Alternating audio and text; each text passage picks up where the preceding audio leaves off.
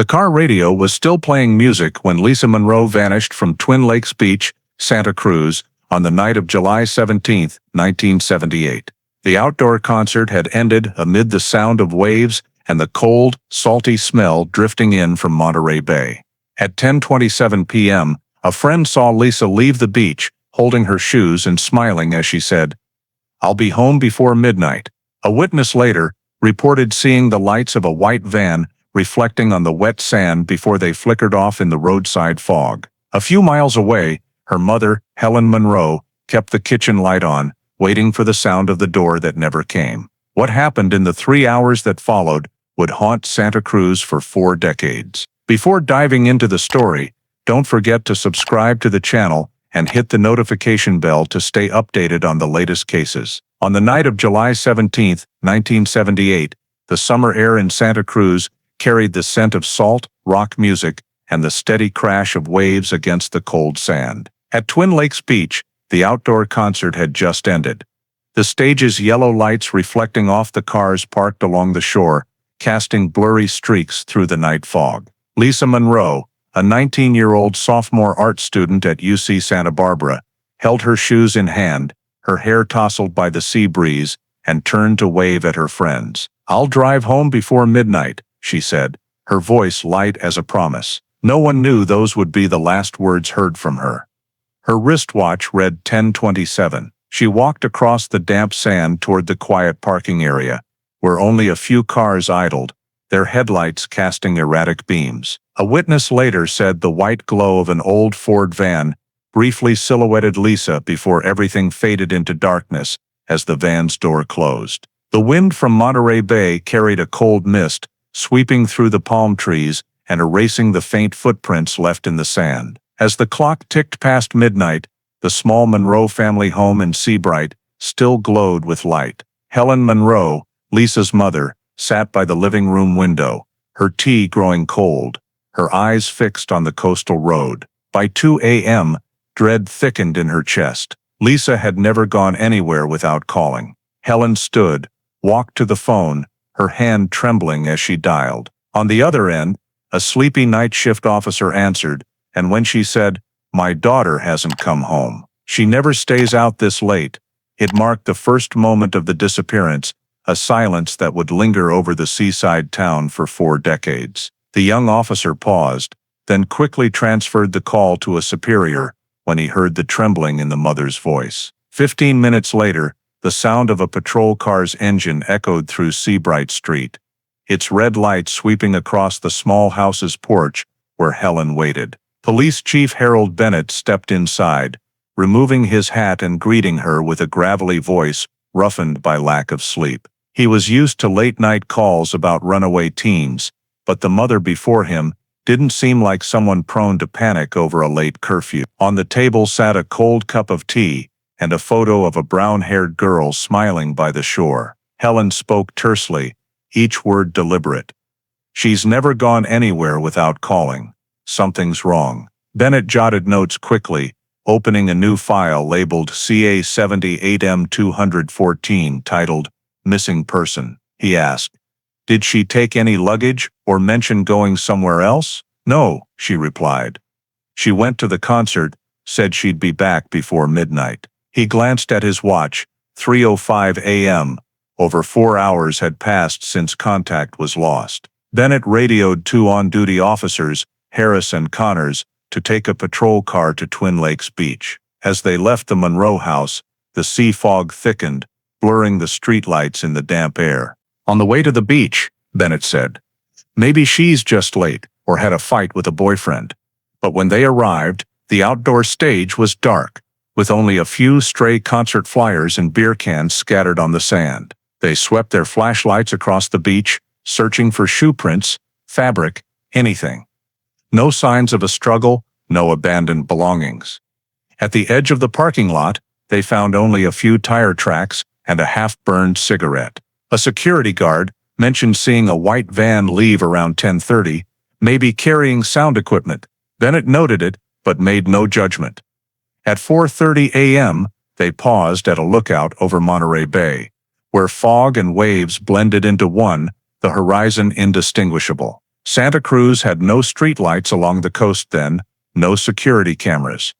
All evidence relied on human memory, which faded faster than the night fog. By sunrise, they returned to the station. Bennett spread out a paper map, marking Lisa's possible route in red ink from Twin Lakes to Seabright, about 8 miles. No GPS, no cell phones, just a map and assumptions. She could have had car trouble or gotten lost, Connors said. Bennett didn't respond, silently marking each curve, then radioed Highway 1 patrols to check the roadside. By 10 a.m., they had nothing. The first report, typed up in less than 2 pages, ended with possible voluntary disappearance. Bennett knew it was standard procedure without criminal evidence, but signing it left him uneasy. That afternoon, Bennett returned to the Monroe house to update Helen. She stood on the porch, eyes shadowed from a sleepless night. "You think she just left?" she asked, her voice hoarse but firm. Bennett kept his tone calm. "We're not ruling anything out. The team will search the coast again tonight." Helen looked him in the eye, saying slowly, "My daughter doesn't vanish voluntarily." Her words silenced him. As he turned away, she remained there, hands clenched, staring at the sea. The salty breeze swept across the porch, and somewhere offshore, the summer sun sank, marking the quiet, fragile start of an investigation, like the last glimmer on Santa Cruz's waters. That night, Bennett barely slept. The image of the mother in the dusk lingered, mixed with a vague suspicion this case was unlike any prior disappearance. Before leaving the station at dawn, he instructed young Officer Joe Harris to recheck the coastal route Lisa might have taken. At first light, with fog still clinging to the grass along Highway 1, Harris spotted it, a yellow Datsun parked close to the shoulder, its tires dusted with damp dirt. He pulled over, stepped out, and peered through the window. The driver's door was ajar, keys still in the ignition, the steering wheel slightly off-center. Inside, Lisa's wallet lay half open on the passenger seat, with a few bills and her driver's license intact. A cloth bag held a Polaroid camera and an ivory sketchbook, sand grains stuck to its pages. No signs of a struggle, but something unsettled. Harris, the gear shift was in drive, and the door wasn't locked. He radioed, voice tense, "Unit 2, 3. I think we found the car." Bennett arrived 15 minutes later, scanning the empty road. Monterey Pines loomed on the left. A steep cliff dropped to the sea on the right. The wind carried a metallic, salty scent into the car. He leaned into the driver's seat, spotting a small dark stain on the leather, no bigger than a fingertip, deep brown. He signaled Connors to photograph it, then used a cotton swab to collect it. "Blood sample. Label hash 78214A, he said softly, sealing it in a small glass vial with a pencil-written label. Santa Cruz had no dedicated forensics lab then, just basic tools. A Polaroid camera, glass vials, sealing paper, and ink pads. No UV lights, no blood detection chemicals. Everything relied on eyes and experience. Bennett swept his flashlight over the floor. Sand dusted the mat, no unfamiliar shoe prints, just a few thin green fibers caught in the seat frame. He plucked them, sealing them in an envelope labeled Fiber A, driver's seat. Checking the trunk, a damp smell rose, only an old towel and a thin coil of rope, crusted with sand. "Could be hers," Harris said. But Bennett logged it. They closed the trunk, sketched the car's position on a paper map, measuring the distance to Twin Lakes. 1.5 miles, the direction Lisa would have driven from the concert. But this spot was on a road rarely traveled at night. No lights, no houses, just sea and forest. Bennett checked his watch. 8 a.m. He had Connors set up signs and cordon off the area with nylon rope. Passers-by stopped, curious. A Santa Cruz Sentinel reporter snapped photos from a distance. Bennett turned, saying coldly, "No statements yet." He ordered the tech team to photograph the car from 4 angles, measure tire tracks, and note wheel direction. "No skid marks, no collision," Connors said. "But it looks like the car stopped suddenly, light braking." Bennett leaned against the car, gazing at the gray sea. He recalled Helen's words, "My daughter doesn't vanish voluntarily." A car left intact, wallet, bag, camera inside, no signs of theft. No one leaves everything behind like that. He circled to the front, noticing a few sand streaks stretching 3 meters from the road toward the trees, like something heavy dragged through wet sand. He aimed his flashlight, crouching. Just sand and dry leaves, no clear traces. The sea wind erased everything quickly. "Tow the car to the garage," Bennett said curtly. They called a tow truck, carefully securing the front axle. Before leaving, he sealed the door handles with red wax tape, signing and dating it. K78M214, evidence impound, July 18, 78, 9:05 a.m. On the drive back, Bennett rolled down the window, letting the salty air clear his senses. He thought of other missing persons cases, most ended with a girl found in another city or running from family. But this car felt different. Too neat, too intact, except for a dried bloodstain. His instincts told him he wasn't wrong. The yellow Datsun was towed to the Santa Cruz police station lot as the sun climbed. While Bennett and the officers finalized reports, a brief radio bulletin aired. Police are investigating the disappearance of 19-year-old Lisa Monroe, last seen at Twin Lakes Beach on Monday night. The words sparked the town. By the next morning, residents arrived at the station with binoculars, maps, and raincoats, volunteering to join the search. Helen Monroe sat quietly on a wooden bench in the station hallway, clutching her daughter's photo. Bennett didn't stop them, but he knew things would soon spiral. He divided the search into 4 zones: the route from Twin Lakes to Seabright, the Pogonip Forest North, the coastal dunes, and the marsh near Highway 1. Each team had 2 officers, 6 volunteers, and 1 K9 unit. No helicopters, no heat sensors, just paper maps, radios, flashlights, and patience. Day 1 began at dawn. Searchers fanned out, stepping 3 meters apart. The Pogonip team trudged through wet pine needles, the scent of resin and cold earth mixing. On the beach, waves crashed against cliffs, leaving white foam streaks. They scoured bushes, rocks, calling Lisa's name, answered only by the wind. By afternoon, thick fog from Monterey Bay rolled in, scrambling radio signals. Harris reported, visibility less than 20 feet. We'll resume at dawn. Day 2, the Santa Cruz Sentinel ran a front-page story, "College Girl Disappears After Beach Concert." The brief article included a blurry old portrait of Lisa, captioned, "Last seen wearing blue denim jacket and white sneakers." The detail caught Bennett's eye. The blue jacket was still missing. He pinned the article to the command room board, circling blue jacket in red. Day 3. Connor's team found a small green fabric scrap, caught in a bush half a mile from the car, palm-sized, frayed, and rain-soaked. They bagged it, labeled Sample F3. Helen was called to identify it. She stared at the fabric, then nodded faintly. "It's the same color. Nothing else. No blood, no foreign objects."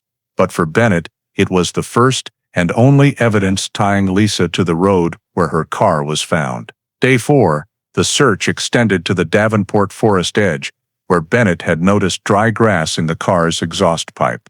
They probed bushes with sticks, called through megaphones all morning. Another team checked the southern dunes where fishermen gathered. Nothing. The thick, soft sand erased tracks within hours. Searchers grew weary. Some quit. Bennett studied the map, crisscrossed with red circles, nearly every area within a 5-mile radius of Twin Lakes checked. Every road led to nothing. That evening, the command room lights stayed on.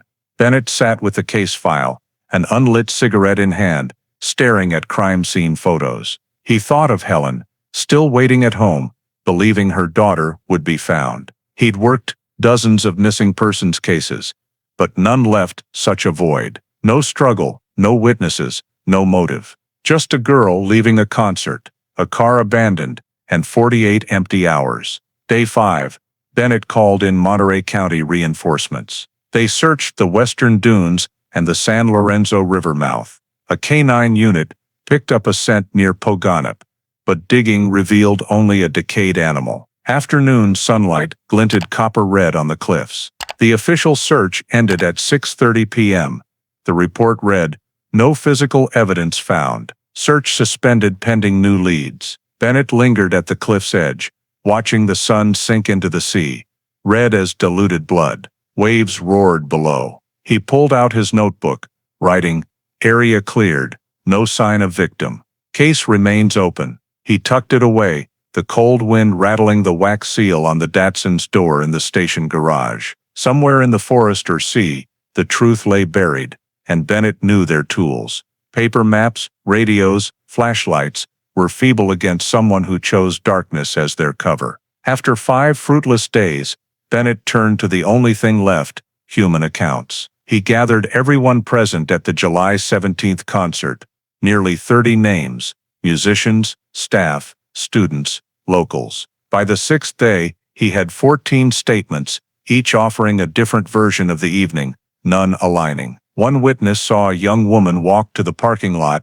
at 10:15, hair blowing, blue jean jacket, shoes in hand. Another insisted the concert hadn't ended then, so no one could have left early. A nearby couple heard an engine rev and a car door slam, but saw nothing in the fog. Bennett and Harris sat in the station's makeshift interrogation room, statements typed on yellowed paper. "No times match," Harris said, exhaling smoke. One says 10:15, another 10:45, a half-hour gap. Bennett nodded, tapping the table. Fog could have confused them. Or they were drunk. Summer Santa Cruz drew crowds of youths drinking and listening to music late. Alcohol and memory were never allies. Among the statements, one detail stopped Bennett. Tommy Reeves, a stage cleanup worker, reported a white Ford Econoline parked near the exit, headlights beaming at the remaining cars.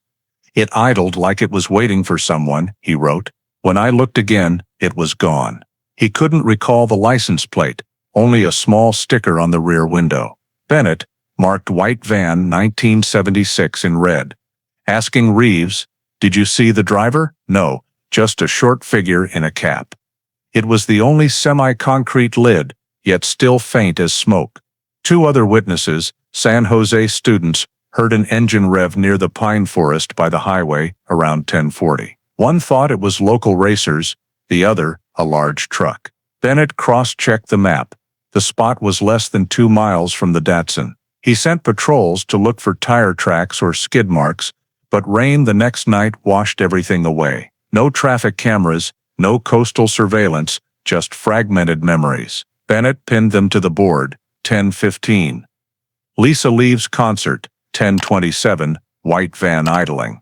10:40. Engine revs. 2 o'clock. Mother reports missing.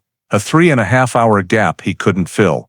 He circled the map in red, writing unknown movement window. On day 7, Bennett called in parking lot attendant John Miller. He vaguely recalled a yellow Datsun leaving but wasn't sure if the driver was male or female. "I just saw a shape in the fog," he said. "Could have been her or someone driving her car." The words gave Bennett pause. If Lisa didn't drive away, who did? He reviewed the scene report, gear shift in drive, keys in the ignition, no unfamiliar fingerprints. Their powder-based fingerprint kit was crude, prone to error.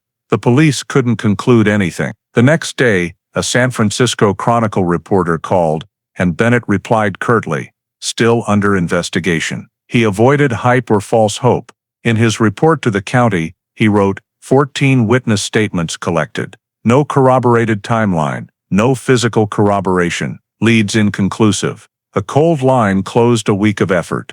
That night, as the other officers left, Bennett sat alone in his office. On the desk lay an open map, Polaroid photos of the Datsun and the coastal road. He held an iron ruler, tracing the timeline from the beach to where the car was found, pausing at the Davenport Forest area where he'd noted on the first day possible off-road movement. He stared at that circle, a tightness gripping his gut. But with no witnesses, no traces, every theory was just a guess. When the final statements were typed and filed, Bennett knew he was hitting his limit. 6 weeks after Lisa Monroe vanished, the investigation stalled. Santa Cruz in 1978 was a small coastal town with 5 full-time officers, 2 patrol cars, and no dedicated forensics lab. Serious cases required sending samples to Monterey County's lab, nearly 70 miles away, where 2 technicians handled all of Central California. In missing persons cases with no body, no direct witnesses, it was an unsolvable puzzle. Bennett clung to the evidence from the Datsun, a green fabric scrap, a few hairs, a small blood stain on the driver's seat. All were sealed in cloudy plastic bags, taped with brown paper and handwritten dates. He took them to the Monterey lab in early August. 3 weeks later, the results came back. The report, 1 page typed, blood sample #78214A, type O. No distinguishing markers, hair fragment inconclusive, in short, useless. Type O blood matched nearly half the U.S. population. It identified no one. DNA analysis didn't exist, and the lab's microscope could only count cells, not isolate proteins. The only potential clue, the blood stain, was now a meaningless statistic.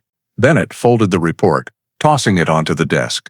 He scanned the cramped station room, an old typewriter, a rotary phone, a few rusted steel cabinets. Nothing here could take him further. Daily, new reports piled up. Car thefts, brawls, traffic accidents. Santa Cruz couldn't pour resources into a months-long missing persons case with no proof of a crime. Harris was blunt. "We can't keep looking for a girl if we don't know she was taken." The words cut like a dull knife, but they were true. Bennett understood and stayed silent. By September, Lisa Monroe's file was downgraded to limited investigation. The press stopped reporting, and residents returned to normal life. Helen Monroe visited the station weekly, bringing cookies and coffee, asking for updates. The answer was always the same. "We're still checking leads," but there were no leads left. The pieces Bennett had led to a blank wall. The white van, not found. The man in the cap, not identified. The green fabric, no proven origin. Everything faded with time, like footprints erased by sea fog. At year's end, he sent a case summary to the California State Police. It stated, "No evidence of foul play. Subject may have left voluntarily. Investigation to remain inactive pending new information." The words "inactive voluntary absence" felt like a silent verdict of failure. He knew Lisa didn't leave. He believed it, but belief wasn't evidence.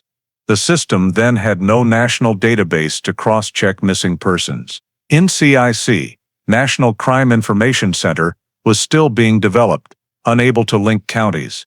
A girl missing in Santa Cruz simply vanished from the administrative map.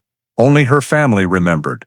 In February 1979, Bennett received a letter from Helen, written in blue ink.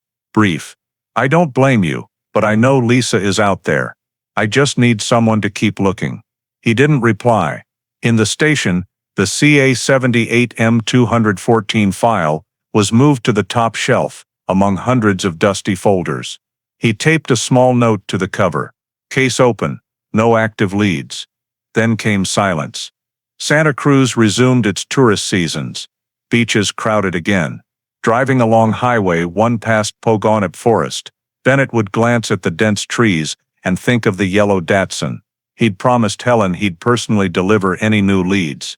But years passed, the file untouched, seals drying, ink fading, the blood in the vial hardening into a dark smear. By summer 1979, Lisa Monroe's disappearance was no longer discussed in briefings. A rookie officer, sorting the archives, asked Bennett, "You think she's still alive?" He replied, "I think we didn't look in the right place." Then he shut the cabinet, locking it with an old iron key. In the station's records, the case became a single line: "Case closed, inactive." In early 1980, with Santa Cruz's sea winds still bitter and fog blanketing the old Soquel Avenue station, Bennett entered the archive room one last time. A thick file in hand, he'd decided to retire early. New cases were piling up, and Lisa Monroe's disappearance was now just a faint town memory. He handed the file to the young archivist, Don Hargreaves, who managed closed cases. Bennett said curtly, "Keep it safe. Maybe someone can do what we couldn't." Don nodded, asking no questions. They sealed it in a thick brown cardboard box, labeled CA78M214, Monroe, Lisa, missing person. Inside were the entire case records, scene reports, Datsun Polaroids, hand-drawn route maps, witness lists, the typo blood report, and 3 small envelopes with evidence, green fabric, hairs from the seat, and the hash, 78214, a blood vial. Bennett took a black marker, signing the final log entry before sealing the box. The rustle of paper tape sounded like a door closing on an era of manual investigations, slow, heavy, and limited. The box was placed on the 3rd shelf in the archive, among hundreds of unsolved disappearances, accidents, and murders. In 1986, the archive moved to a new facility on Water Street. Don, now a manager, personally checked each box. He remembered the Monroe case for Bennett's scrawled note. Before reorganizing, he added a new label. Preserve, evidence possibly relevant to future testing. Newspapers were starting to mention DNA fingerprinting, but the technique was far from a small town like Santa Cruz. Still, Don kept the box intact, unmoved, unopened. He logged condition intact, moisture minimal. The second move came in 1994, when the archive expanded and added basic climate control. Old boxes were wrapped in nylon, relabeled with barcodes. CA78M214 was sent to the basement for long-term inactive cases. Don, nearing 40, signed the transfer forms. He couldn't recall Lisa Monroe's face, but felt haunted rereading Missing since July 17, 1978. He underlined it lightly, adding in pencil, preserve, potential DNA use. No one noticed, but that faint note saved the box from destruction during a 2000 records purge. The third move was in 2004, after a February storm flooded the old archive. Many boxes were soaked, heavily damaged. A team of young technicians sorted salvageable files. Among them was CA78M214. The cardboard was discolored, edges damp, but the evidence inside remained sealed, protected by the 1986 nylon wrap. Technician Mark Vasquez carefully opened the outer lid, checked its condition, and logged preserve integrity. Sample appears stable. Repack in archival-grade plastic. He rewrapped it in thick nylon, adding a red warning label, evidence. Do not discard. When the work ended, Mark placed the box in a newly installed cold storage unit at -20 degrees Celsius, reserved for biological evidence. No one knew then that this simple act preserved the only evidence in the case, a dried blood sample from a girl missing for nearly 3 decades. In 2005, Mark's annual report noted CA78M214, potential candidate for DNA analysis. That line was later found by a cold case review investigator in 2018, reopening a door thought permanently closed. Through the 1980s, the CA78M214 box sat silently in the Santa Cruz Police Department's cold storage, more a relic than evidence. No one opened it, and Lisa Monroe's name faded, mentioned only in yellowed news clippings. In the criminal investigation world then, DNA or gene profiling were vague lab concepts from England. In 1986, the first case worldwide was solved using DNA in Leicestershire, but that was another country with resources a small town like Santa Cruz couldn't imagine. In California, biological trace analysis meant blood typing, fingerprints, or fiber microscopy. No technology could identify a perpetrator from a fingertip-sized blood stain. By the 1990s, forensic DNA gained traction. STR, short tandem repeat. Technology emerged, isolating unique genetic sequences, but it required fresh, clean samples with enough cells. Lisa Monroe's 1978 blood sample, collected on a cotton swab and dried in a glass vial for over a decade, was tested in 1993. California's state lab reported contamination, possibly from salty air or early manual storage. The result, insufficient DNA yield for STR amplification. In other words, no usable genetic profile. Santa Cruz still lacked a forensics lab. Samples were mailed to Sacramento or San Diego, taking weeks to process. County budgets prioritized new cases with clear victims or suspects. A girl missing for over 15 years, no body, no new evidence, no one would fund further tests.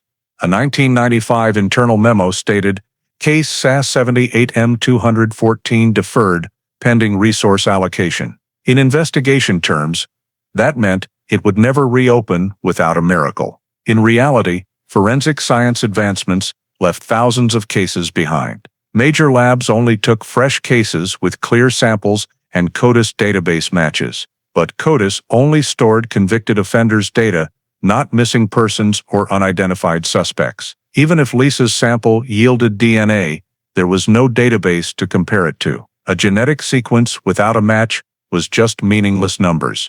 Technology was lacking, budgets were tight, and public interest waned. By 2000, Lisa Monroe's disappearance was officially a cold case, no viable leads. In that year's summary, technician Mark Vasquez added, "Sample preserved, awaiting future DNA technology." It was his way of consoling himself, and the only reason the box survived. In the 2000s, DNA testing advanced, but costs remained high, reserved for high-profile cases. Santa Cruz, with a population over 50,000, wasn't a priority. Monterey County's lab had 3 technicians and an outdated PCR machine, unable to process samples over 20 years old. Tests on other cases showed DNA degraded after a decade in normal conditions. Lisa's sample was 4 times that. Even miracles need molecules, an analyst joked in a note, and we don't have any left. So, in 2004, when Mark Vasquez moved the box to the new cold storage, he knew he wasn't just preserving evidence, he was keeping a relic. Over those 40 years, forensic science crawled forward, from blood typing to fingerprints to genetic sequences. But for Lisa Monroe's case, every technological milestone arrived too late. In 1978, DNA was unknown. In 1990, the sample was ruined. In 2000, databases were incomplete. In 2010, funding was short. It was a race where the victim always outpaced her era. When Mark retired in 2016, he checked the archive one last time. The CA78M214 box sat on the lowest shelf, its label fading. He wrote in marker, "Keep frozen, may still hold viable DNA." He didn't know that 2 years later, when California's Department of Justice launched the Genetic Genealogy Initiative, that note would place the box among 200 cases selected for re-examination. 4 decades passed, and science finally caught up with time's waiting. But in 1978, 1988, 1998, and 2008, the truth remained a dried bloodstain in a glass vial. Lisa Monroe's case lay dormant, not because it was forgotten, but because the world wasn't yet ready to hear a drop of blood speak. In January 2018, after 40 years of silence, Lisa Monroe's name resurfaced, not in local news, but on an internal California Department of Justice electronic list. The subject line read, Project Genesis, Genetic Genealogy Initiative, Cold Case Selection Phase. After nearly half a century, advances in genetic genealogy opened a new path for cases buried by time. The program aimed to review over 200 old cases with preserved biological samples, using genetic genealogy to trace suspects' relatives through public ancestry databases. In the DOJ's Sacramento building, Detective Elena Vargas, 36, sat amid stacks of case files and DNA analyzers. A former LAPD officer, she'd been reassigned after the Golden State Killer case, proved a tiny DNA sample and a bit of luck in ancestry databases could drag the past into the light. With steady brown eyes and a military background, Vargas spoke little and trusted data implicitly. When her team leader handed her the list of 200 selected cases, entry 87 caught her eye. CA78M214, Monroe, Lisa, missing person, Santa Cruz County. She opened the digitized file, scanned from yellowed paper, Polaroids of the Datsun, a hand-drawn map, and a 2004 technician's note, "Keep frozen, may still hold viable DNA." Vargas reread it, checking her watch.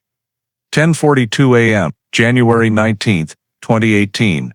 The Moment case, CA78M214, was officially reactivated after 40 years. That afternoon, Vargas visited the California DOJ Evidence Storage Facility, a vast cold warehouse on Sacramento's outskirts, holding tens of thousands of exhibits statewide. She walked along numbered steel shelves, the air thick with metal and preservative chemicals. The clerk located CA78M214 on the digital log and stopped at a cabinet with a faded label. When the door opened, cold air rushed out like from another era. Inside, the brown cardboard box, wrapped in nylon, bore a red label, Evidence, Do Not Discard. Wearing gloves, Vargas carefully placed the box on a stainless steel table. She broke the seal, inspecting each evidence envelope, green fabric, hairs, and finally, the glass vial with the dried blood stain, #78214A. Next to it was a penciled slip, Preserve, Potential DNA Use.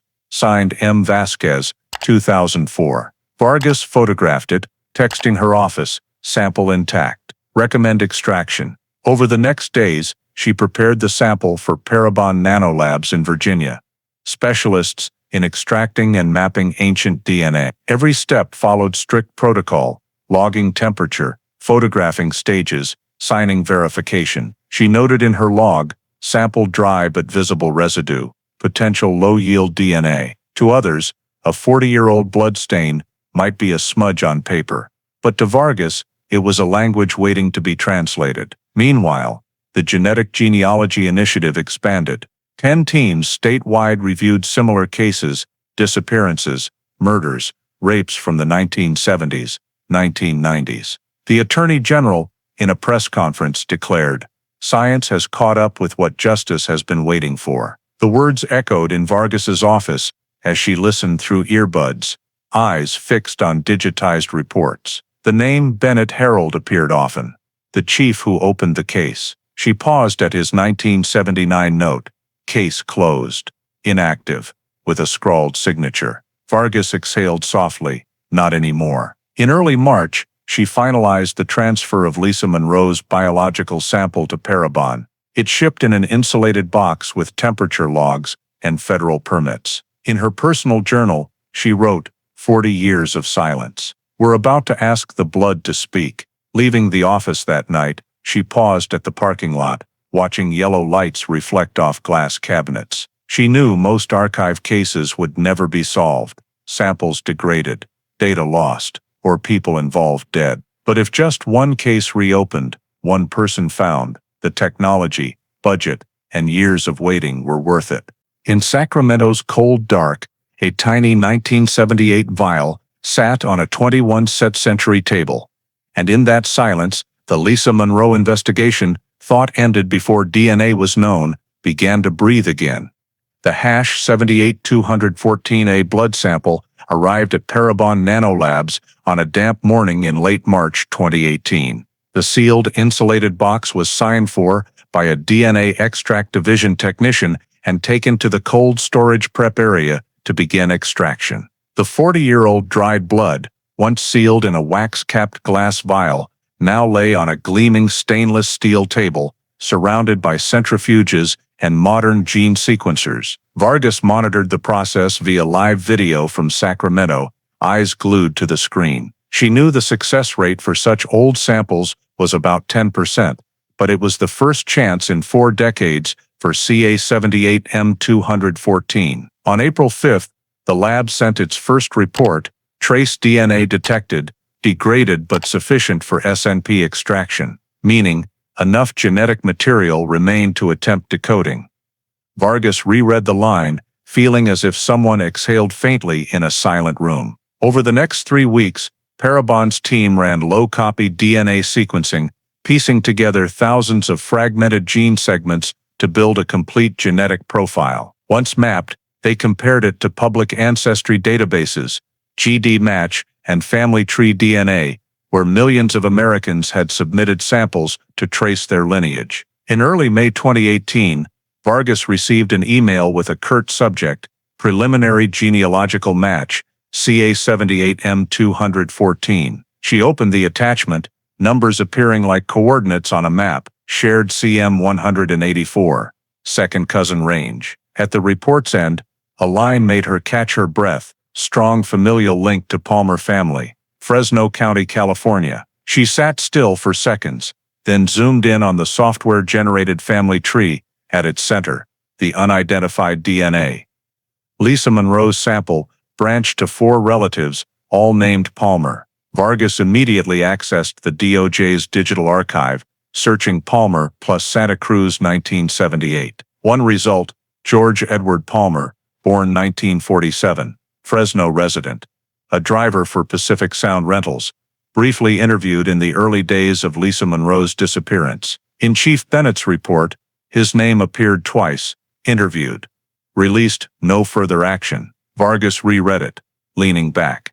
A name overlooked for 40 years, resurfacing because of a few hundred genetic markers. When the DNA analysis confirmed a familial link to the Palmer family, Vargas began what she called reverse tracking, a meticulous dissection of history. She needed to prove George Edward Palmer wasn't just genetically connected, but physically present in Santa Cruz in the summer of 1978, when Lisa vanished. Civil records showed Palmer was born in 1947 in Bakersfield, the only son in a family of 3 siblings, his father a mechanic, his mother a music teacher. He graduated high school in 1965, enlisted, served 2 years in Germany in a logistics unit, and was discharged in 1968. He then worked as a truck driver, occasionally contracting to haul equipment for live music tours across the West. Vargas found a small entry in Pacific Sound Rentals employment records, a short-term contract from May to September 1978.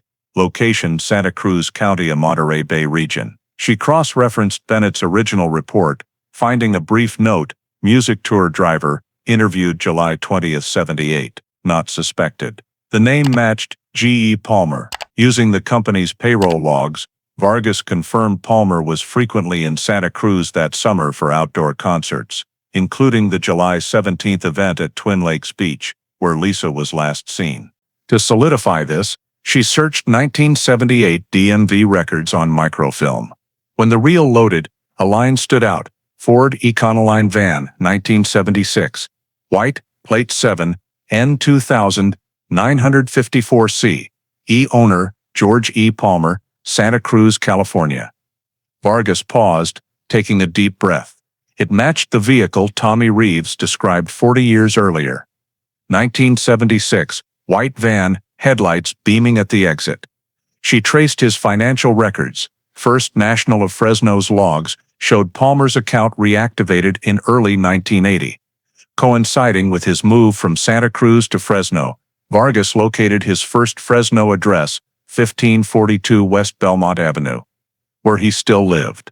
Between 1978 and 1980, he had no criminal record, no complaints, no major traffic violations. On paper, Palmer was an ordinary man, a law-abiding, tax-paying citizen who drove legally. But Vargas knew the most dangerous people often hid in plain sight. She began collecting small pieces, letters, receipts, directories, old articles. On a flyer for the 1978 Twin Lakes concert, Pacific Sound Rentals was clearly listed under logistics credits. That meant Palmer was certainly at the event, possibly behind the stage, watching the crowd where Lisa stood.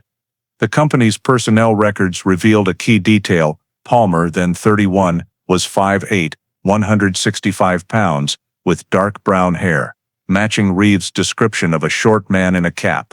Vargas enlarged a black and white employee photo: small eyes, downturned mouth, a cold, guarded gaze, a face that blended into crowds, unmemorable, yet haunting once noticed. She turned to another file, a 1977 California hunting license for Palmer, registering a buck 120 hunting knife, a 7-inch fixed blade, common among hunters then. Vargas underlined it in red. A year later, Bennett's 1978 forensic report noted a suspected wound consistent with a fixed blade knife, 6-8-inch range. The coincidence sent a chill down her spine. She began reconstructing Palmer's life after leaving Santa Cruz. Fresno's 1980 notary records showed he married Margaret Ann Dorsey, a local church secretary, and bought a small house on Belmont Avenue. They had 2 sons, both college-educated, no criminal records. Neighbors described Palmer as quiet, helpful, early riser, liked gardening, a model Central California man. Vargas printed a timeline, a line split in 2, summer 1978, Santa Cruz on the left, 1980, 2018, Fresno on the right. Between them, an unexplained gap. He vanished from records when Lisa vanished from the map, she noted. She believed Palmer deliberately cut ties with Santa Cruz after the incident, changing companies, selling the van. She requested DMV sales records. They showed the Ford Econoline sold in October 1978. 3 months after the disappearance, to a man in Gilroy deregistered in 1982. Vargas stared at an old photo of the white van, whispering, he cleaned his trail before anyone knew there was one. She opened her digital case notes, typing, subject Palmer likely maintained low profile post-incident. Relocation and lifestyle consistent with concealment behavior. Palmer's image sharpened. A man who lived among music, road dust and stage lights, using a concert's chaos to vanish with a girl. When the lights went out, he drove the white van away, rebuilding a quiet life elsewhere, so unremarkable, no one remembered his role in the Santa Cruz case. Vargas closed the file, sitting pensively by her Sacramento office window. Below, DOJ patrol cars rolled through wet streets, their red lights reflecting. She thought of the dried blood stain on the driver's seat, the only link between 2 eras. Man had evaded detection for 40 years, but science had now turned the pages he thought time had erased. In the room's silence, she vowed, he was there that night. I'll prove it. After piecing together George Edward Palmer's past, Vargas knew she stood at the boundary between hypothesis and proof. The genealogical link was strong, but not enough for an arrest. She needed Palmer's direct DNA, legally obtained now, to confirm he was the source of the blood in the Datsun 40 years ago. In late June 2018, Vargas and a DOJ partner went to Fresno, renting a second-floor motel room on Belmont Avenue opposite Palmer's house. The beige home, old but well-kept, had a white picket fence and a bougainvillea-covered yard. Every morning at 6:45, Palmer stepped out, wearing a light jacket and cap, driving a silver pickup to Millie's Diner 6 blocks away. His routine was so precise, you could set a clock by it. Vargas didn't approach directly. She set up discreet surveillance, using long-range lenses and a car-mounted camera. For 3 weeks, she observed, Palmer ran errands at a friend's garage, ate lunch at the same spot, attended church with his wife on Sundays. No odd behavior, no hint he knew he was watched. Each time he left the diner, Vargas noted times, positions, items carried. The goal wasn't his routine, but an opportunity. She needed something with his DNA, collected without violating privacy. On the morning of July 18th, exactly 40 years since Lisa's disappearance, Vargas watched Palmer through her rearview mirror. He sat at the diner's far corner table, ordering as usual, black coffee and pancakes. When he stood to pay, Vargas saw the server clear the table, stacking his cup and plate in a plastic tray. She entered, showed her badge to the manager. I need that cup. It's part of an ongoing investigation. The server, confused but compliant, nodded. Vargas, gloved, sealed the paper cup in a bag, labeling it sample FR 2018 P01. That afternoon, the sample was sent to DOJ Sacramento's DNA lab. Vargas stayed in the analysis room for 3 days. On the 4th, an email arrived, preliminary result, 99.87% probability, matched to historical sample hash 78214. Paternal lineage confirmed. Vargas reread the number, the room feeling still. The 99.87% wasn't a theory or guess. It was scientific confirmation that Palmer shared the genetic markers of the blood in the Datsun in 1978. He was in Lisa Monroe's car the night she vanished. She called her supervisor, "We got him." The older man's voice remained calm. "Run it again. We need double verification." She nodded, sending the control sample to a second independent lab in San Diego. A week later, the result was identical. DNA match probability, 99.87%.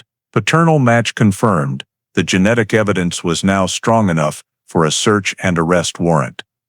Vargas compiled a 30-page report detailing the process, sample collection, preservation, analysis, results from 2 labs, and ties to the 1978 case. She attached DNA charts showing matching gene loci and an expert's note, source sample consistent with blood found in vehicle registered to missing person Monroe, Lisa. Probability of coincidental match 1 in 10 billion. In the DOJ office, Vargas presented the report to the Santa Cruz County prosecutor. The middle-aged man flipped through, pausing at the summary.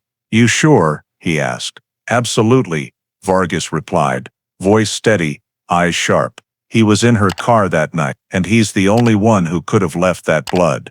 That afternoon, she returned to Fresno, continuing surveillance. Palmer's routine didn't waver. Mornings at the diner, afternoons watering plants. Vargas knew it was only a matter of time. Cameras, photos, and genetic data formed a complete picture, no room for doubt. As rain fell, she watched from her car, seeing Palmer on his porch, holding a teacup, gazing at the wet road. She wondered, in 40 years, did he ever think this day would come? On October 3rd, Vargas submitted a warrant request for Palmer's home and vehicle, backed by the DNA evidence. In her conclusion, she wrote, "Given the direct genetic correlation and established historical link to 1978 crime scene, probable cause exists for full search and seizure." The warrant was signed 3 days later. Vargas sat in her office, staring at the red-stamped copy. She thought of Harold Bennett, who wrote the final line in the original file, "Case closed, inactive." Now, with a discarded coffee cup, the case had come alive. On the morning of December 12, 2019, winter fog blanketed Fresno's West Belmont Avenue homes. At 1542, a black DOJ SUV parked silently in the shadows, engine humming low. Detective Elena Vargas sat in the front, eyes on the search warrant, signed by a Fresno County judge less than 12 hours earlier. The court's red seal stood out, search warrant, case C78M214. 41 years after Lisa Monroe vanished, those words took effect. Vargas took a deep breath, signaling the local SWAT team into position. No forced entry, no noise. He's old, no registered weapons. At 6:07 a.m., a knock echoed through the fog. "Mr. Palmer, this is the Fresno County Sheriff's Office. We have a search warrant." Silence for a moment, then the door cracked open.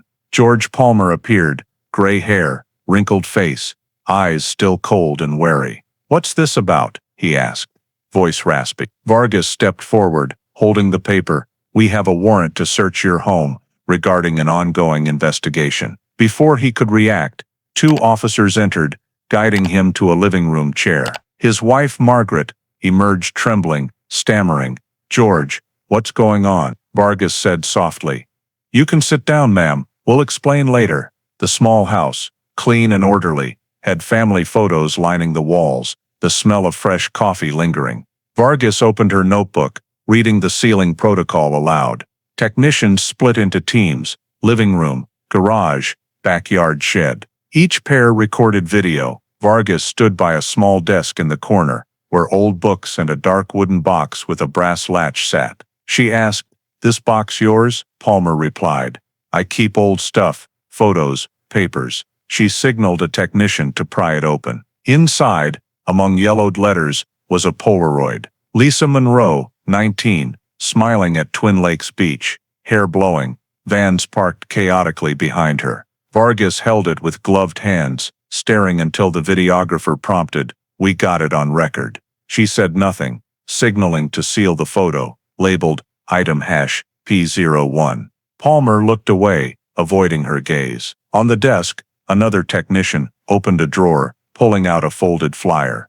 "Missing girl, Lisa Monroe, 19, last seen July 17, 1978. Its cover matched Bennett's archived copy. "Why keep this?" Vargas asked. Palmer answered slowly. I lived in Santa Cruz then. Everyone had one. She didn't reply, signaling to continue. In the study, they found a 1978 leather-bound calendar, its spine cracked. Flipping to July, Vargas saw the 17th torn at the corner, leaving a jagged edge. Other pages were intact. Her eyes darkened. Why's only this day torn?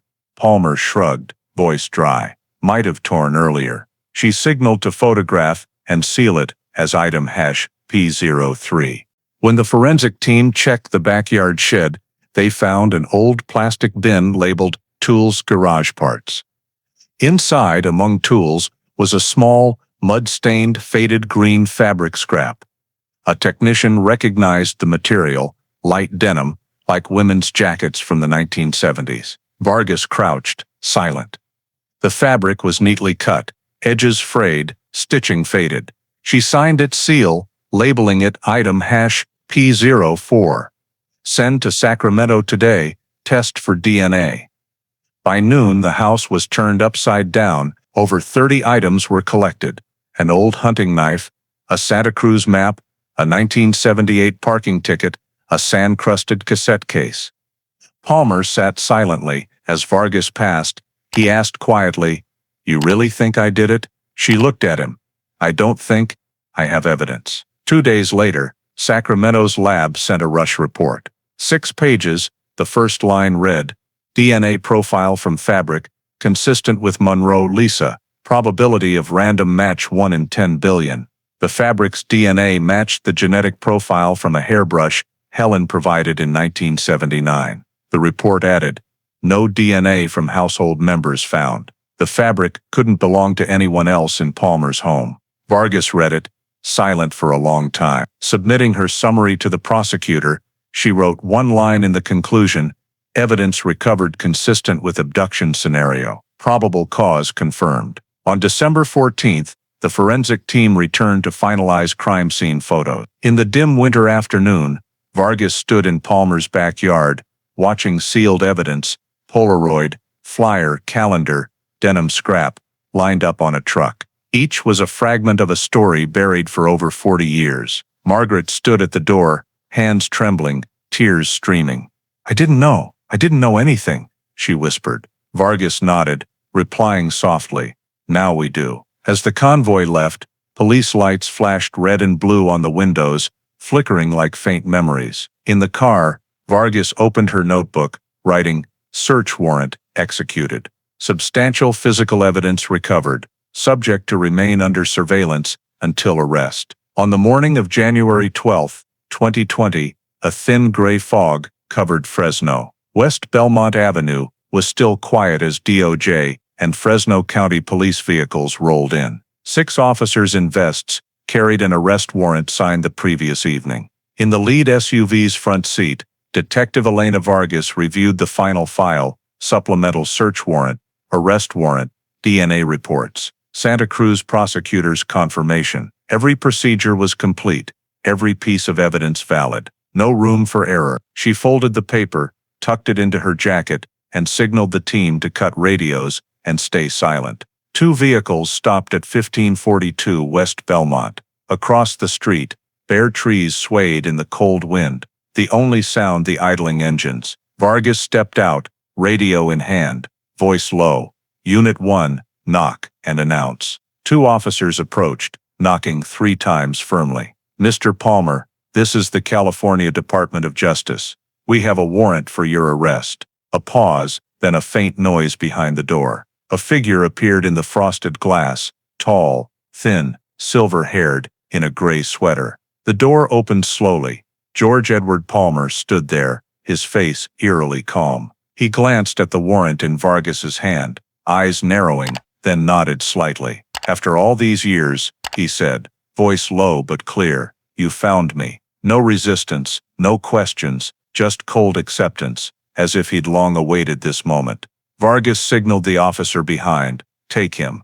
Handcuffs clicked around his wrists, the sound sharp in the quiet morning. Margaret Palmer ran from the kitchen, robe damp, crying out, George, what's happening? Vargas turned, speaking slowly. We have a warrant for his arrest regarding the disappearance of Lisa Monroe, Santa Cruz, 1978. Margaret's face paled, lips trembling wordlessly. Palmer didn't look at his wife, only at Vargas. At least tell her I didn't run. Vargas replied, voice cold. No, Mr. Palmer, you didn't run, you just waited. Neighbors peeked through windows, some stepping onto porches, arms crossed. In this quiet neighborhood, an elderly man, cuffed and led to a police car, was unthinkable. He fixed our cars for years, one man said. There must be a mistake. Vargas didn't respond. Eyes followed as Palmer, 72, was led out. Head slightly bowed, step slow but steady. A distant ambulance siren mixed with the sound of boots on cold concrete. In the car, Vargas sat across from him, flanked by two officers. She read his Miranda rights. You have the right to remain silent. Anything you say can and will be used against you in a court of law. Palmer closed his eyes, nodding at each pause. No resistance, no defense. As the car moved, he whispered, I thought I buried it well. Vargas glanced at her file. You didn't bury it deep enough. They left Belmont Avenue as the sun rose. Pale gold light pierced the fog, reflecting off police car windows. Neighbors gathered at gates, some recording with phones, others standing stunned. To them, George Palmer was a polite old man, a churchgoer who fixed cars, untainted by scandal. Palmer was taken to a holding cell. Vargas filed the report. Suspect arrested without resistance. All items secured. Technicians logged the sealed evidence. Polaroid, flyer, calendar, denim scrap, into two labeled containers. CA 78M 214, chain of custody, DOJ Sacramento. All paperwork bore electronic verification, completing the legal process flawlessly. Before leaving, Vargas paused at the cell's small window. Palmer sat alone, hands neat, fluorescent light, illuminating his silver hair. He showed no fear or anger, only a quiet pensiveness, as if finishing an incomplete task. Vargas saw not remorse, but a strange relief, as if the secret had grown too heavy to carry. At 7:30 a.m., a press release went out. After 42 years, arrest made in the disappearance of Lisa Monroe, 19, Santa Cruz, 1978. Local news outlets called. Vargas declined interviews.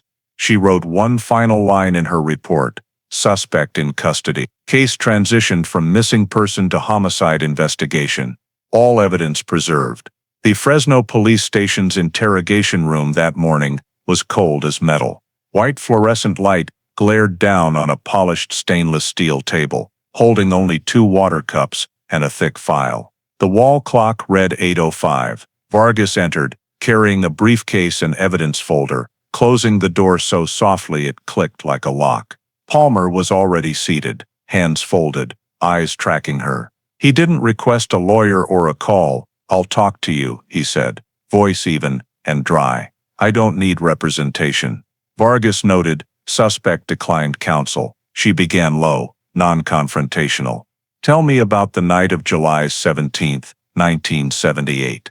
You were at the Twin Lakes concert, right? Palmer nodded slowly. Yes, I worked for Pacific Sound. The sound system glitched. I stayed late to pack up. Vargas opened the file, pulling a copy of the 1978 report. A witness saw a white van leave the lot around 10:30. Same time, Lisa Monroe left the stage. He shrugged, eyes steady. I don't recall exactly. I left around then, maybe the same time. She needed a ride. I gave her a lift to the highway. That's it. His words made Vargas pause. You say she needed a ride. How did you know her? I didn't. She waved as I started the van. Vargas leaned forward, voice calm, and you never wondered why she vanished right after. Palmer looked at his gaunt hands, giving a faint smile. I had my own business. People come and go, you know.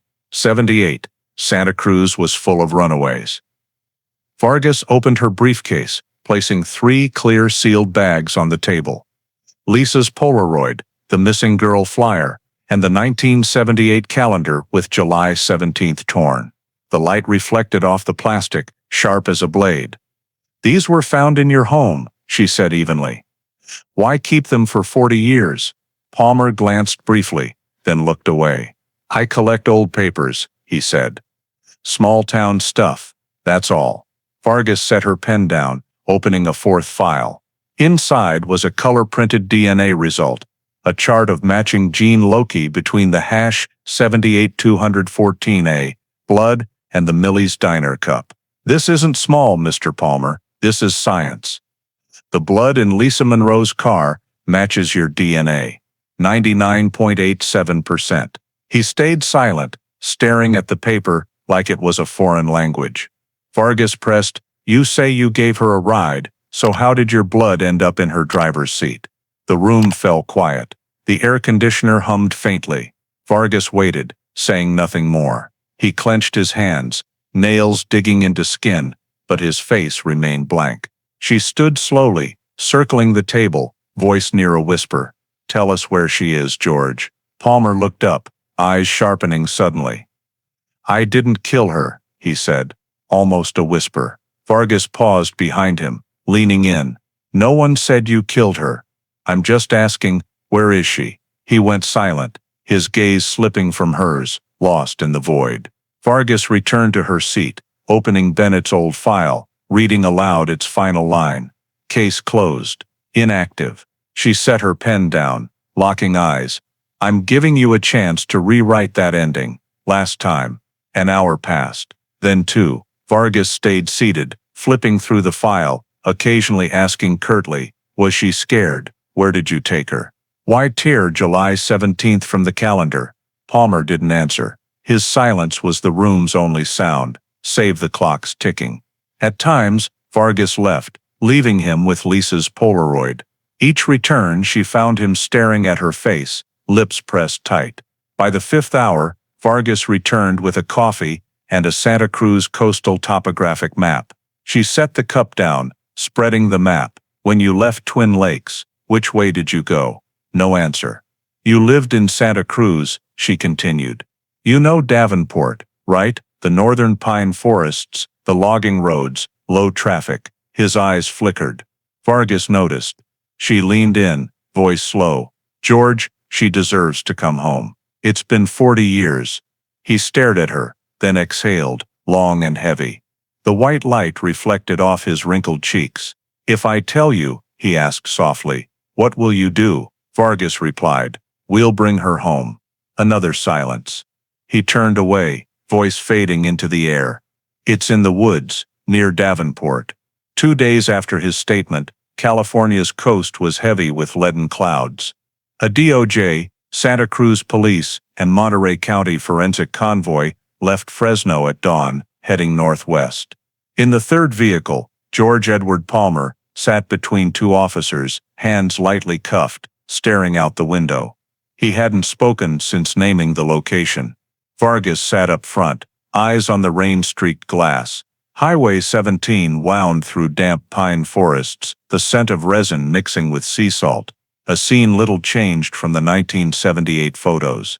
At Davenport, a small town with a few roadside stores, Vargas signaled a turn onto an old logging road leading to the northern forest. Once a 1970s timber route, it was now abandoned, covered in moss and gravel. Palmer said, "Turn left after the second ridge." His voice was even, raspy, like reciting a familiar path. The lead pickup stopped in a dense forest where towering Douglas firs blocked the sky. Vargas stepped out, map in hand.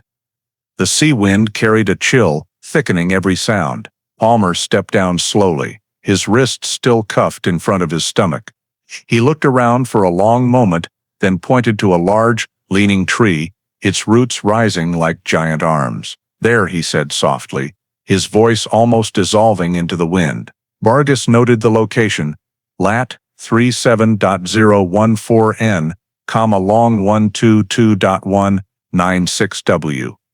The forensic team began marking the area with nylon rope and reflective stakes, establishing a 15-meter radius. Everyone moved slowly, precisely, as if performing a ritual. 2 technicians started shoveling the first layers of soil. The ground was damp, heavy, and tangled with roots. After half an hour, the thick smell of decayed earth rose. Vargas stood nearby, looking through the lens of a surveillance camera, holding a notepad. "Depth? "About 1 meter," one responded. Voice muffled, they dug a few more inches. The shovel hit something hard. The group froze. A technician knelt, gently brushing away a thin layer of dirt, revealing something ivory white. "Bone," he said, voice low. Vargas signaled, "Stop, record, call the scene examiner." The forensic team leader stepped forward, wearing rubber gloves, using a brush to sweep around the newly uncovered area. Small bone fragments gradually emerged. Arm bones, pelvis, then a shattered skull. The spacing between joints and burial orientation showed the body was placed curled up, folded tightly, without a coffin or covering. Not far away, a metallic object glinted faintly under the damp soil. A technician bent down to pick it up. A thin silver bracelet, engraved with 2 simple letters on the inside. Helen Vargas felt her heart slow. No expert was needed. She knew exactly who it belonged to.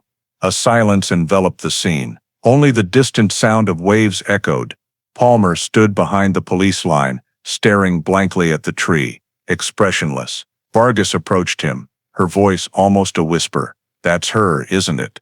He didn't answer, only closed his eyes and gave a slight nod. The forensic team immediately expanded the restricted area, setting up tarps to shield against rain.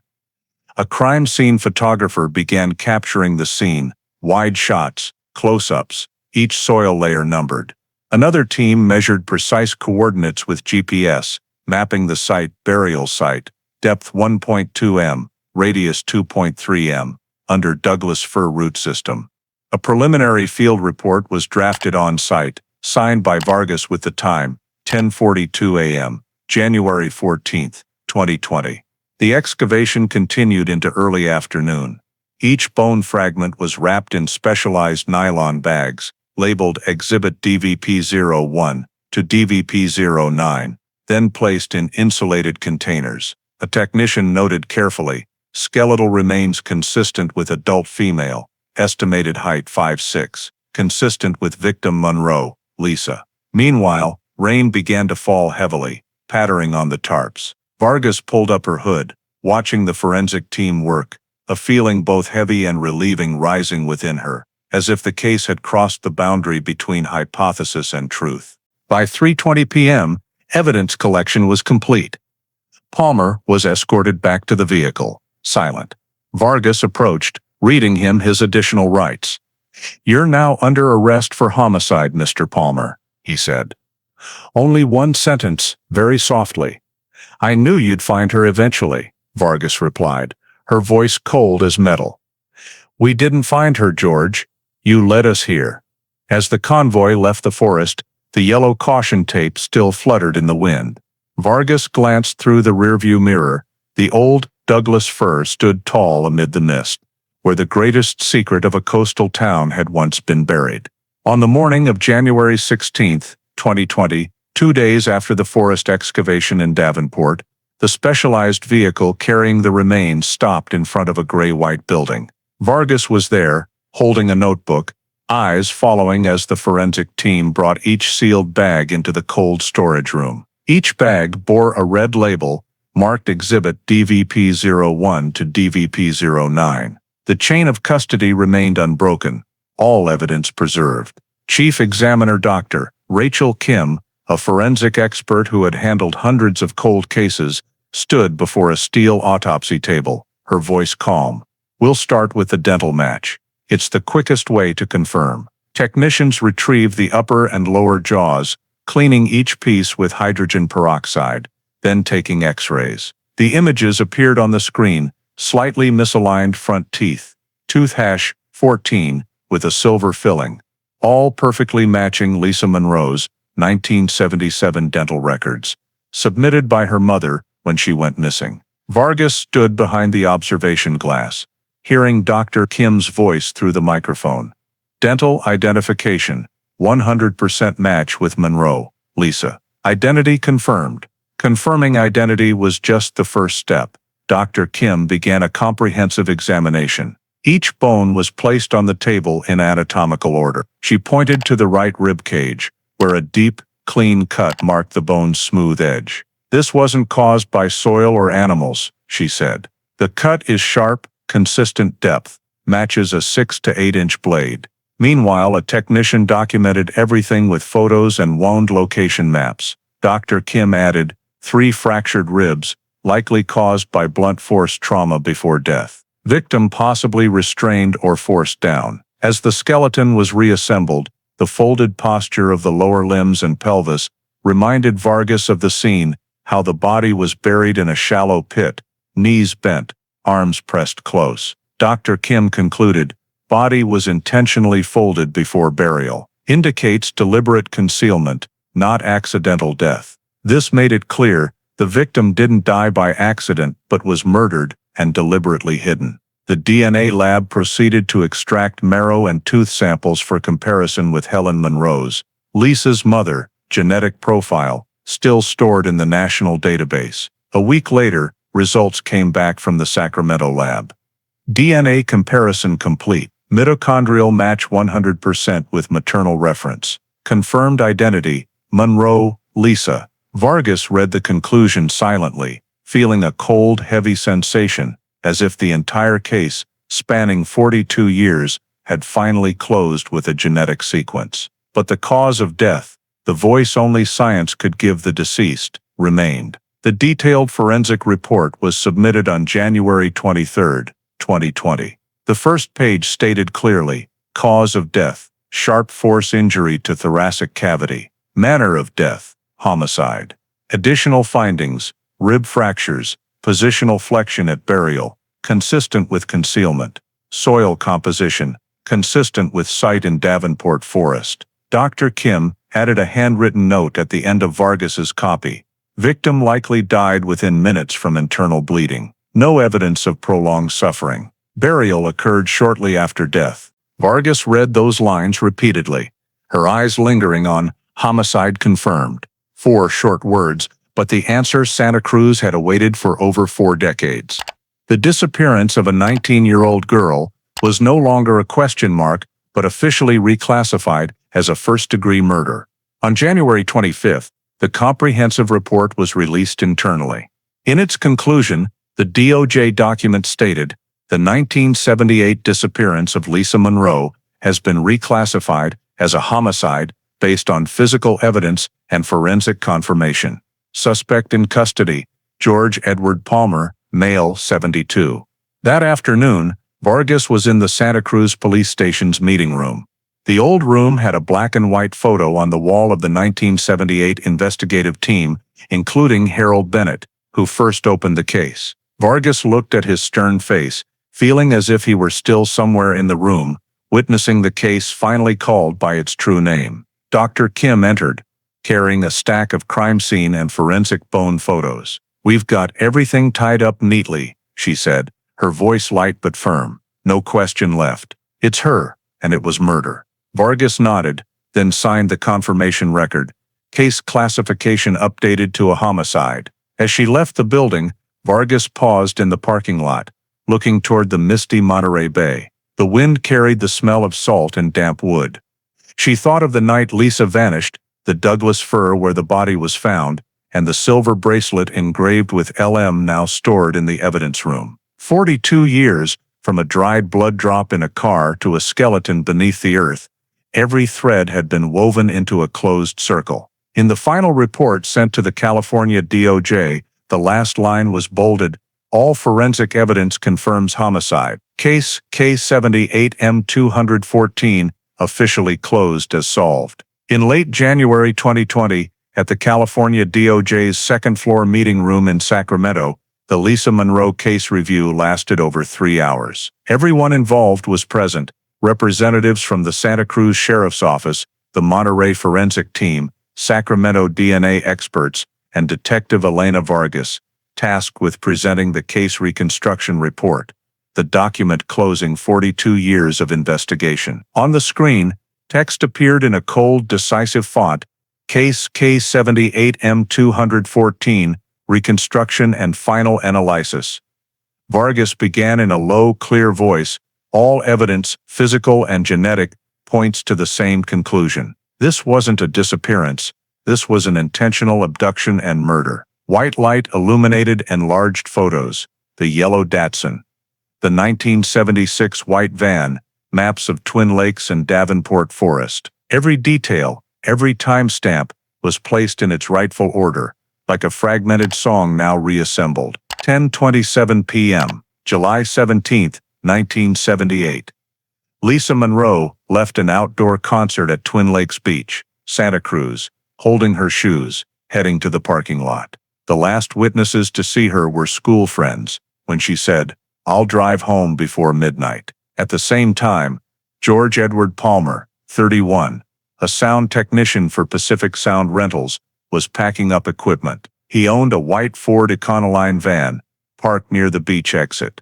Based on the 1978 parking lot map, Palmer had a direct line of sight to the departing audience. Vargas pointed to a modern satellite image overlaid with the old map, a distance of 130 feet, close enough to see her, dark enough for no one to see him. DNA evidence proved Palmer was in Lisa's car. Blood sample hash 78214A matched his DNA, while denim fibers from his home carried Lisa's DNA. This showed physical contact in a confined space, her yellow Datsun.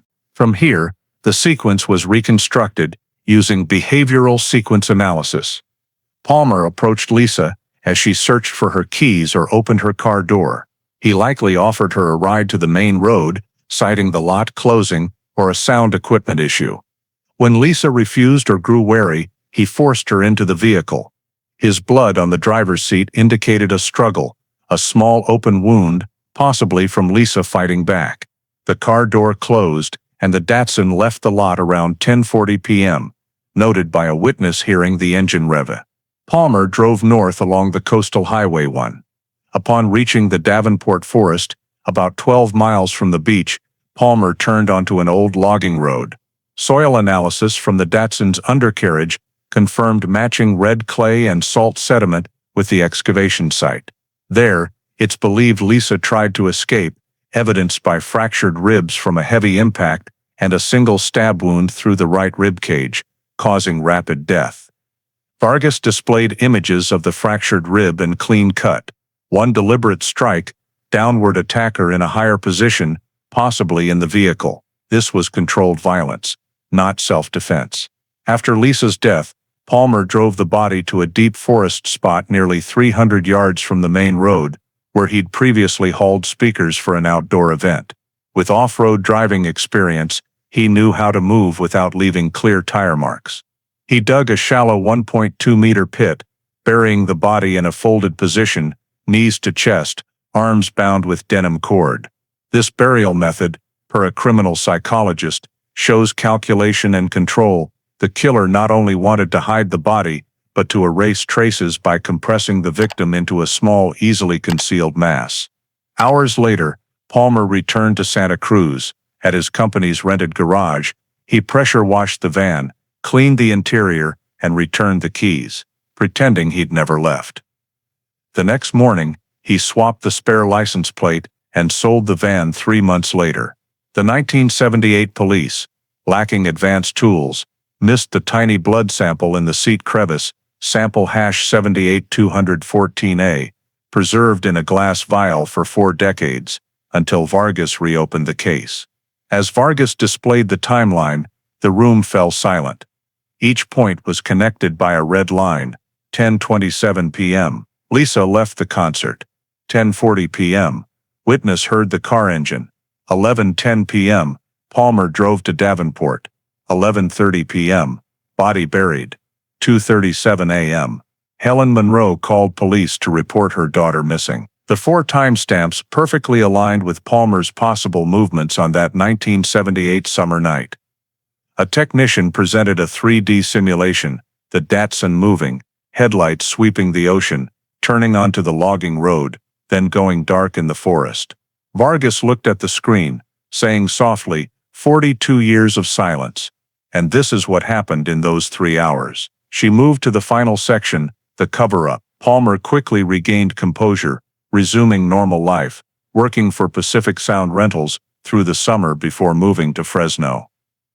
In his personnel file, Vargas found a note, left due to family relocation, no one suspected anything. He'd erased his tracks near perfectly. If not for genetic advancements, his secret might have died with him. On the final slide, Vargas presented the legal conclusion drafted by the Santa Cruz prosecutor.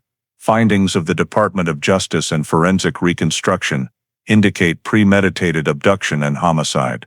The suspect intentionally approached victim Monroe, deceived her into entering vehicle, inflicted fatal stab wound, and concealed body with the intent to evade detection. All elements satisfy criteria for first-degree murder under California Penal Code Section 187. No one spoke for a few seconds. The faint sound of Monterey waves echoed through the glass, mixing with the rustle of papers. Finally, the DOJ team leader said softly, 42 years, and we finally know every minute of that night. Vargas nodded, turning off the projector. She knew this report would close the case, but also reopen old wounds for those who'd waited. As she left the room, she paused in the hallway, looking at Sacramento's sunset-tinted sky. In her hand was a copy of the official conclusion, the final line bolded, case conclusion, premeditated abduction and homicide. Victim, Lisa Monroe. Perpetrator, George Edward Palmer. In October 2020, the Santa Cruz County Superior Court was packed. For the first time in 42 years, Lisa Monroe's name was read aloud in a courtroom. No longer a faint headline in a missing persons file, but the victim of a first-degree murder. In the front row, Detective Elena Vargas sat silently, holding a worn case file. Beside her was Prosecutor Daniel Fry, leading the prosecution. Across the room, at the defendant's table, George Edward Palmer, 73, gaunt, white-haired, sat quietly, his gaze oddly calm. The courtroom echoed with the gavel of Judge Honorable Patricia Morrison, State of California versus George Edward Palmer. Charge: first-degree murder of Lisa Monroe, July 17, 1978.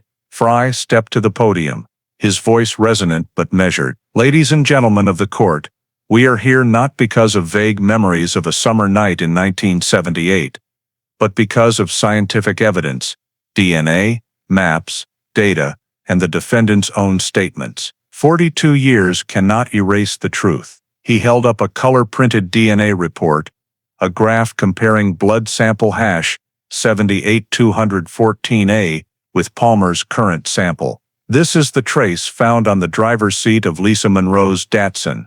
Genetic analysis shows a 99.87% match with the defendant. No one else could have left this trace but him. On the large screen, images appeared, a Polaroid of Lisa found in Palmer's home, a 1978 missing girl flyer, a calendar with July 17th torn out, and finally, the Davenport excavation site map, where the skeleton and the silver bracelet engraved with LM were found. Fry ended his opening with a statement that silenced the room. He led the police to her burial site, not because we guessed, but because he said, "It's in the woods near Davenport." No innocent person could point to that spot. Defense attorney Harold Klein stood, his voice calm but sharp. Your Honor, we're discussing a case from over 4 decades ago, when technology, witnesses, and human memory have all faded. The DNA evidence, impressive as it is, proves presence, not murder. And the statement the prosecution relies on, that came from a 5-hour interrogation without counsel, pushing the defendant to the point of saying something they interpreted as a confession. Coerced confession, Your Honor, a forced admission. Klein paused, looking directly at Vargas. Detective Vargas led that interrogation. She wanted to close the case, and she heard what she wanted to hear. Over the first 3 days, the court heard from forensic experts. Dr. Rachel Kim confirmed Lisa's identity with dental records and 100% matching tooth DNA.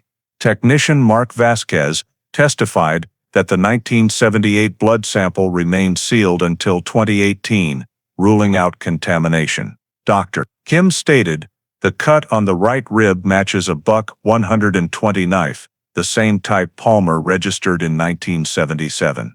A screen showed a simulation of the wound's location and angle. She concluded, this was intentional, not accidental.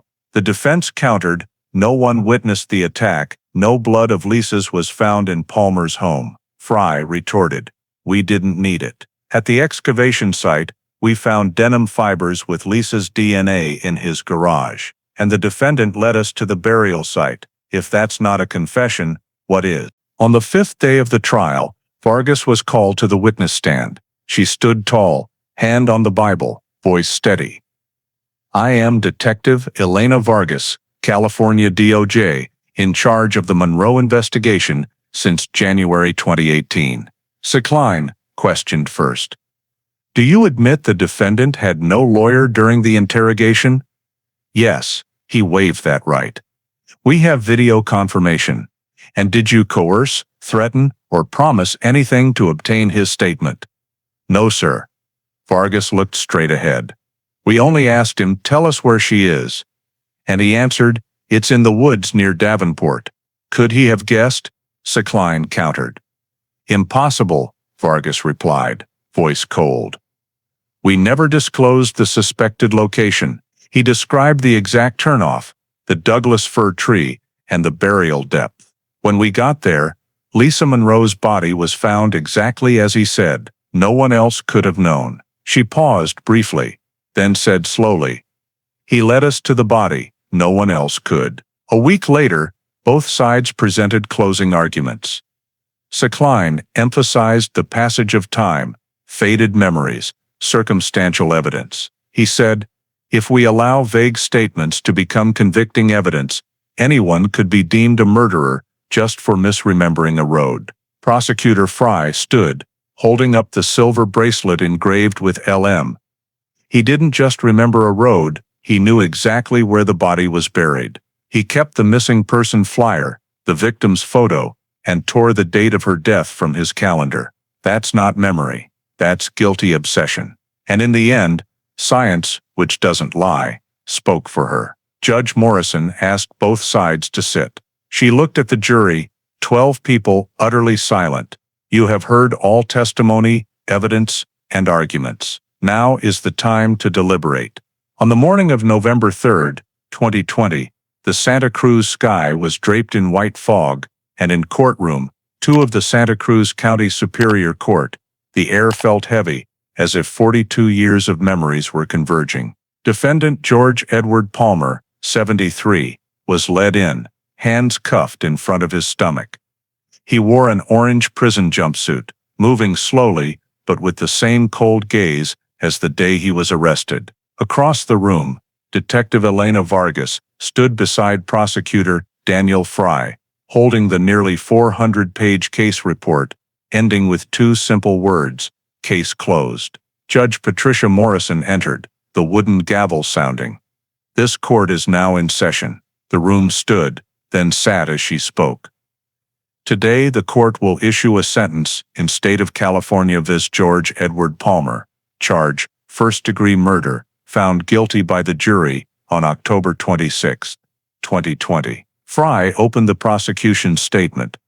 Your Honor, this is not just a criminal case. It is proof that justice, though delayed, can still be served. The defendant lived freely for 4 decades, while the victim's family lived in silence and doubt. With this verdict, California not only closes a case, but a dark chapter in its legal history. He read a brief excerpt from the DOJ report. This case represents the longest missing person to murder conviction in California history. The room fell silent. Defense attorney Harold Klein spoke briefly. My client accepts the verdict. He understands time cannot erase consequences. I only ask the court to note his cooperation after his arrest.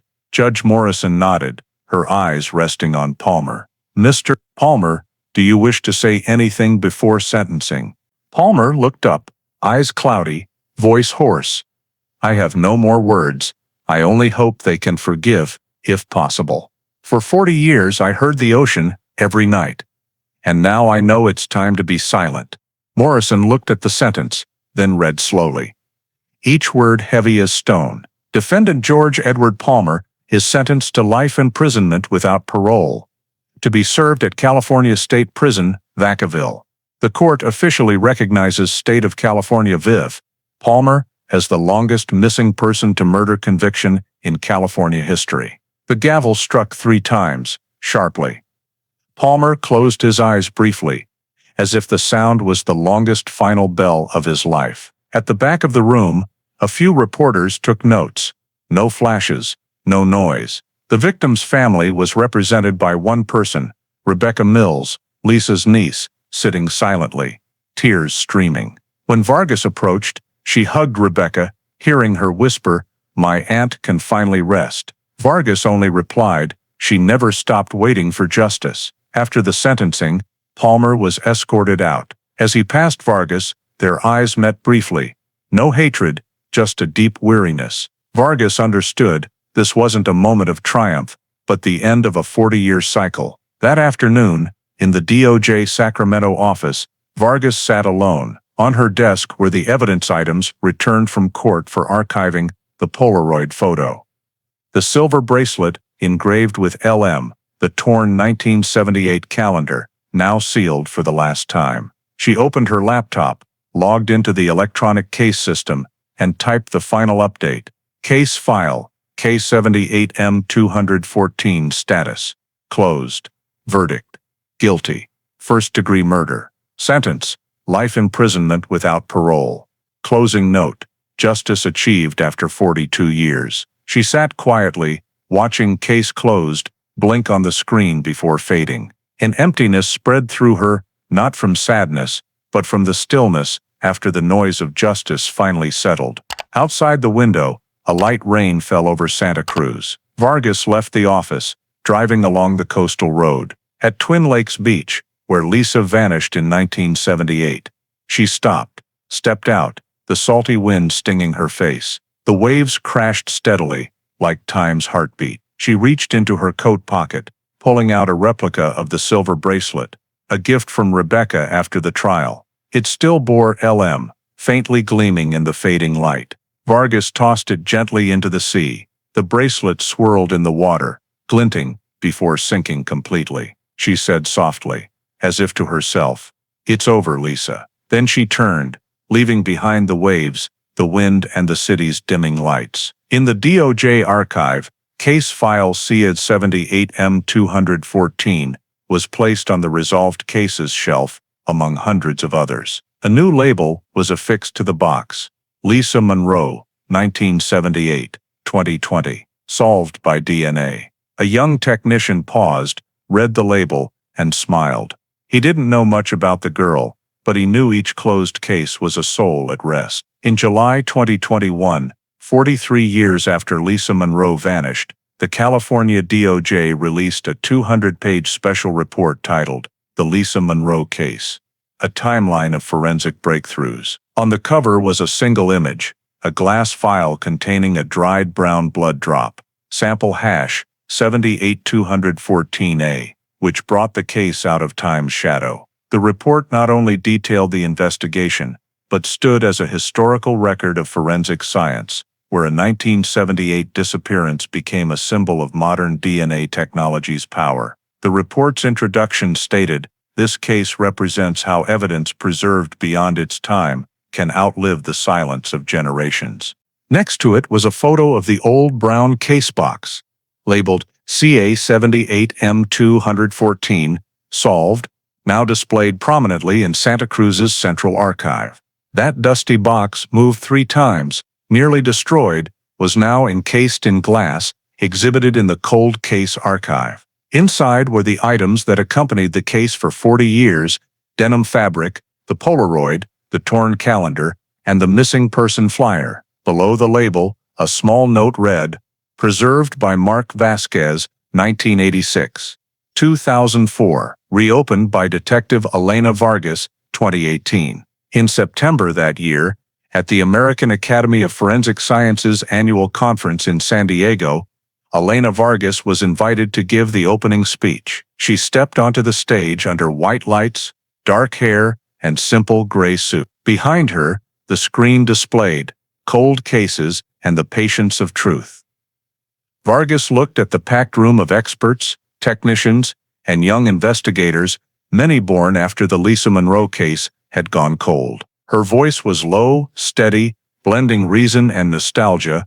When we opened that case box, no one thought we were touching a solvable case. The DNA sample was older than the careers of many in this room, but science, when respected, can outlast memory. It doesn't need witnesses or faith, just time. She paused, glancing at her notes, then continued, sometimes justice waits for 42 years. Sometimes the truth waits for one confession.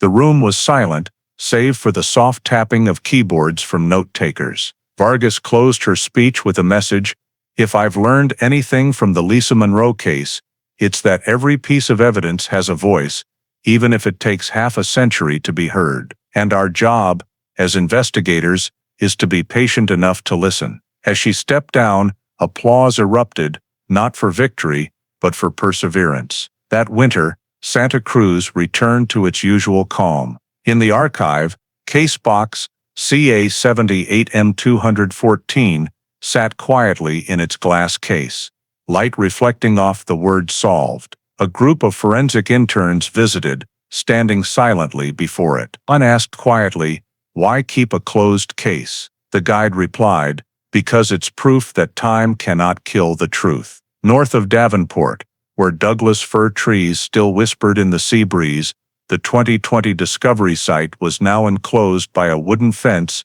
and a small plaque. Site of recovery, Lisa Monroe, 1959-1978. No flowers, no monument, just wild grass and distant waves. On foggy mornings, sunlight pierced the leaves, illuminating the old patch of earth, where time once stopped and began to flow again. The ocean breeze swept through the pine forest, carrying salt and resin, gently stirring the old Douglas fir branches. Everything was so quiet, you could hear the leaves brushing together, a soft, lingering sound, like history's sigh. Beneath that tree, 42 years of silence had been filled with justice. And as Vargas wrote in her final DOJ report, time doesn't erase the truth, it only waits for the right hands to uncover it. In the Davenport forest, where the wind blew through the years, that truth remained, still, cold, and eternal. The Lisa Monroe case is not just a personal tragedy, but a mirror reflecting American society today, where faith in justice and science must fight step by step to overcome time, prejudice, and indifference. That dried blood sample hash, 78-214, but a seemingly insignificant in 1978, became the key to unlocking the case over 4 decades later, reminding us that scientific progress is only valuable when sustained by persistence and belief in truth. In an era of misinformation, faulty memories, and growing distrust in systems, this case shows that science, when preserved and respected, remains the most powerful objective voice. Detective Elena Vargas embodies those in modern American society, not heroes, but quiet workers, relying on facts, not emotions. She had no magic, only patience, faith in evidence, and respect for the past. When she said, "Sometimes justice waits for 42 years, sometimes the truth waits for one confession," it was not just about investigation, but a philosophy for anyone facing injustice or loss. Justice may come late, but it doesn't vanish. In today's America, amid division, conflict, and fear of being forgotten, the Lisa Monroe story reminds us that every honest act, every preserved piece of evidence, every person who doesn't give up, pulls time back toward fairness. Sometimes, all we need is to keep believing that the truth, though slow, is on its way. Thank you for following the 42-year journey of justice in the Lisa Monroe case, where science and faith brought the truth back to light. Subscribe to our channel to explore more true stories where time cannot hide crime.